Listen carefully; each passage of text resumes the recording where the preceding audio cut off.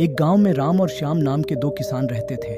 राम के पास एक छोटा सा खेत था, जबकि श्याम के पास एक बड़ा खेत और बहुत सारी जमीन थी। राम रोज मेहनत से काम करता, लेकिन उसके खेत से केवल उतनी ही फसल होती जितनी उसके परिवार के लिए पर्याप्त थी। दूसरी ओर श्याम की फसल बहुत अच्छी होती थी और उसकी संपत्ति दिन ब दिन बढ़ती जा रही थी। राम अक्सर श्याम के खेत की ओर देखता और सोचता, काश मेरे पास भी इतनी जमीन और इतनी अच्छी फसल होती। धीरे धीरे राम के दिल में ईर्ष्या बढ़ने लगी।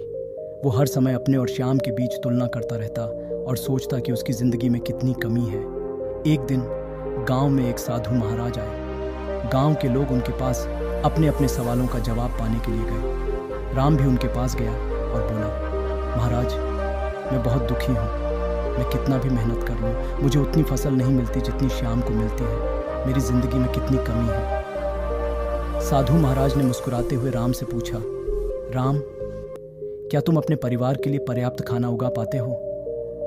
राम ने जवाब दिया, हाँ महाराज, इतना तो हो ही जाता है। तब साधु महाराज ने कहा, तो फिर दुखी क्यों हो? श्याम का खेत बड़ा है, इसलिए उसकी फसल भी ज्यादा होती है, लेकिन तुम्हारे पास जो है वह भी कम नहीं है। अगर तुम श्याम से अपनी तुलना करना बंद कर दो और अपने काम पर ध्यान दो तो तुम्हारे दिल में शांति आएगी। राम को साधु महाराज की बात समझ आ गई।